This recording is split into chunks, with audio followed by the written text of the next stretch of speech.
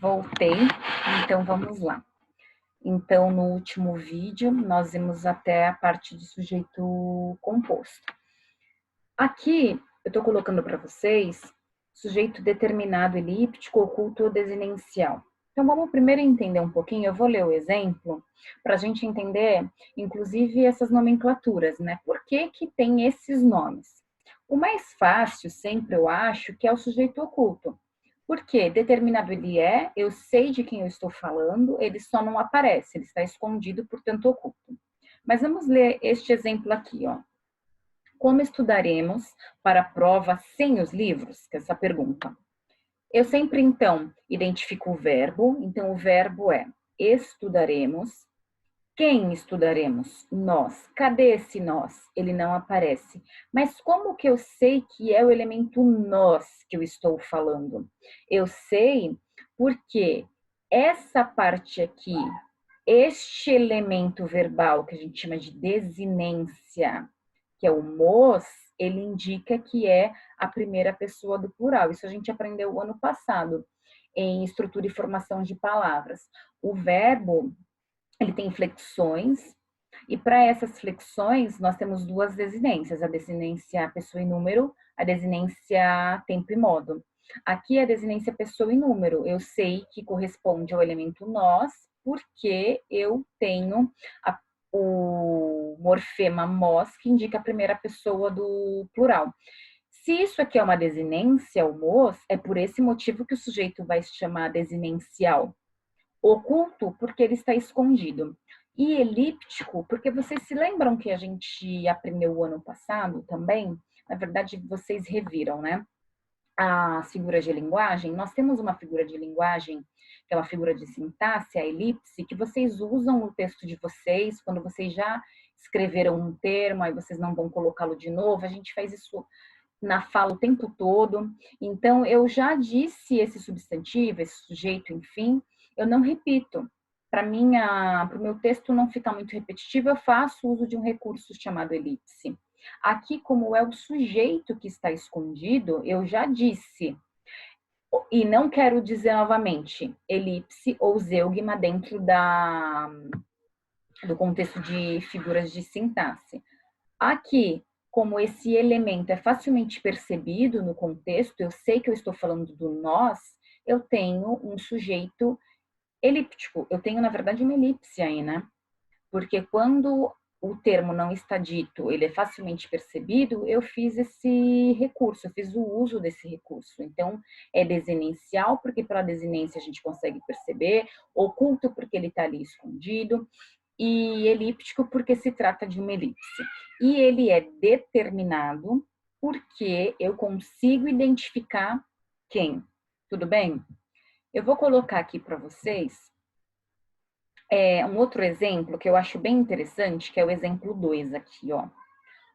Os computadores são máquinas maravilhosas, tá? Nós temos aqui um exemplo, o Dudu tá gritando, ele tá super empolgado. Nós temos aqui um período composto por dois verbos, por duas orações, portanto.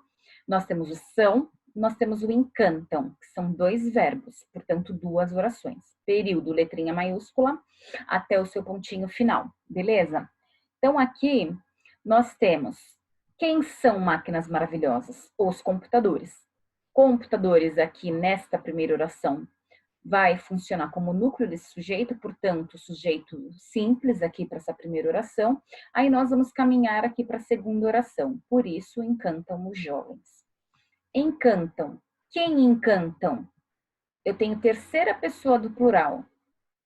Eu sei quem encantam porque na oração anterior eu tenho expresso, eu tenho determinado de quem eu estou falando, do que eu estou falando. Então, por isso que aqui nessa terceira pessoa do plural, eu tenho esse tipo de conjugação, mas mesmo assim eu chamo de sujeito oculto. Por que eu estou falando isso? E até meio de forma repetitiva, né? Porque eu vou colocar aqui para vocês um minutinho, que aí vocês vão conseguir compreender muito melhor.